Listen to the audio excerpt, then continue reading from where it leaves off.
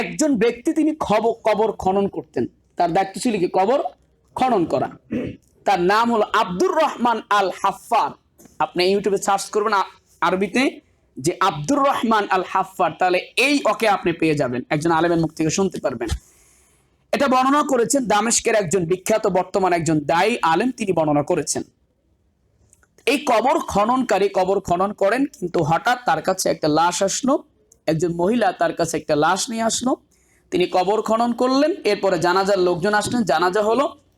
তিনি কবরের মধ্যে লাশ নামাতে গেলেন। তিনি নামাইতে গিয়া কি দেখলেন? ইয়ানফাতিহুল কবরু ইউসবিহু রাউদাতাম মিন রিয়াদিল জান্নাহ ওয়া জা রাজুলুন আলা ফিরাশিন ওয়া আখাযাল মাইয়াতা সুম্মা যাহাবা বিহি। ও আমার ভাইরা, এই যে আব্দুর রহমান আল হাফফার তিনি কবরের মধ্যে লাশ নামালেন, তিনি দেখলেন। আর কেউ ঘটনাটা দেখেন নাই। তিনি দেখলেন লাশটা কবরের মধ্যে নামানোর পরে কবরটা আল্লাহ রব্বুল আলামিন মিন রিয়াদিল জান্নাহ বানায়া দিয়েছে। এবং তিনি এটাও দেখলেন ওয়াজা রাজুলানে, দুইটা লোক আসলো, আলা ফারাসিন, ঘোড়ার উপরে, এবং তারা লাশটাকে নিয়ে চলে গেল।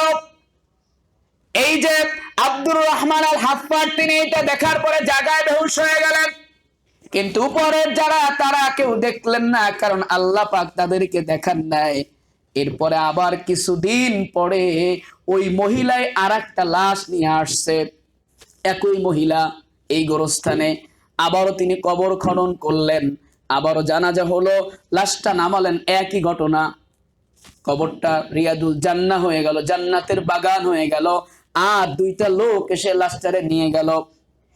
এবার তিনি ভয় না পেয়ে মহিলাকে বললেন, ও মহিলা, তোমার পরিচয় কি? কোথায় তোমার বাড়ি? কোথায় তোমার ঘর? এবং তুমি এই যে দুইটা লাশ পরপর নিয়ে আসছো, এরা তোমার কি হয়? পরিচয় দাও। মহিলা বললেন, ও আল্লাহর বান্দা, তুমি আমাকে উত্তপ্ত করো না, আমার কিন্তু বড় বেদনা।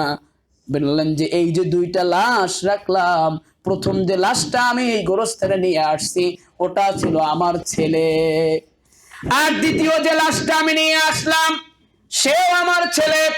এবার বললেন, মহিলাকে প্রশ্ন করলেন, ও মহিলা, এই যে তোমার দুই সন্তান তারা কি করতো? তিনি বললেন, আমার প্রথম সন্তানটা তিনি মাদ্রাসায় পড়তেন, আলেমদের মজলিসে